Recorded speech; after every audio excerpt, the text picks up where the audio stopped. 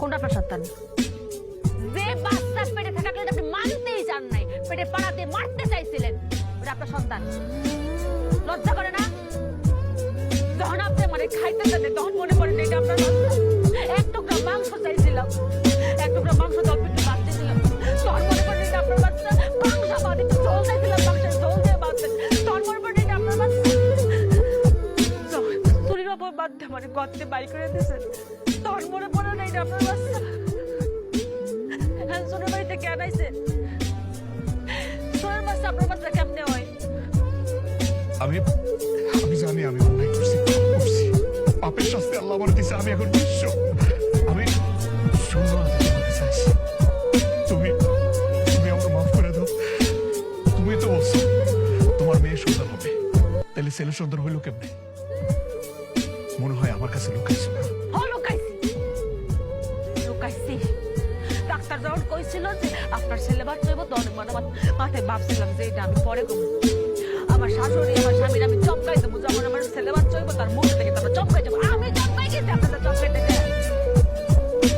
যেই শুনলেন আমার মেয়ে বাবু হইব, তখনই আপনাদের রূপ চেঞ্জ হয়ে গেল, আপনাদের আচরণ চেঞ্জ হয়ে গেল।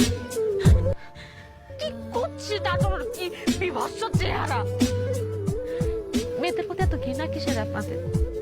শুধু আপনি না, পৃথিবী হাজার হাজার পরিবার, হাজার হাজার স্বামী, পিতা শুনলে মেয়ে সন্তান হওয়ার শুনলে তাদের চেহারা চেঞ্জ হয়ে যায়, আচরণ চেঞ্জ হয়ে যায়।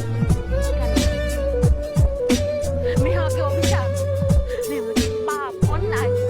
আপনি পৃথিবীতে দাঁড়ায় রয়েছেন না আছেন জীবিত কার জন্য? আল্লাহ তাআলা কোন একটা নারীর মাধ্যমে, একটা মেয়ের মাধ্যমে আপনি পাঠাইছে। আপনার মাও কিন্তু একটা মেয়ে।